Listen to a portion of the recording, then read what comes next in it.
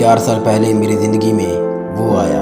وہ روز مجھ سے کہتا تھا کہ میں تم سے بہت محبت کرتا ہوں، تمہارے بغیر مر جاؤں گا، لیکن میری عمر بہت کم تھی اور میں اس کی باتوں پر کوئی دھیان نہیں دیتی تھی۔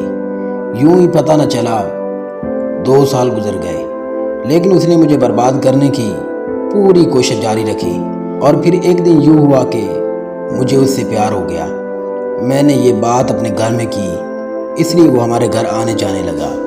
ہماری زندگی خوبصورت ہو گئی اور مجھے بہت سکون ملنے لگا اس کے ساتھ۔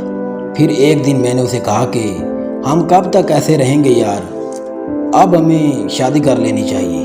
وہ روز مجھے یہی کہتا کہ میں اپنے گھر والوں کو منا لوں گا، تم بے فکر ہو جاؤ، مجھے تھوڑا ٹائم تو دو۔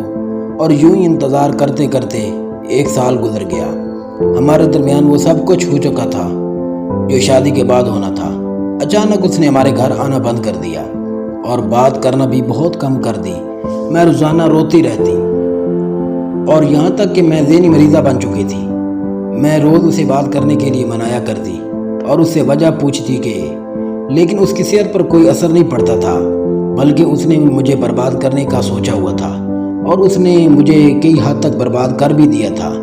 جب میرا اس سے رابطہ مکمل طور پر بند ہو گیا تو میں بہت تڑپتی رہی اس کے لیے کہ کہیں سے تو وہ مجھ سے رابطہ کر لے۔ پھر ایک دن میرا اس کے بھائی کے ساتھ رابطہ ہوا۔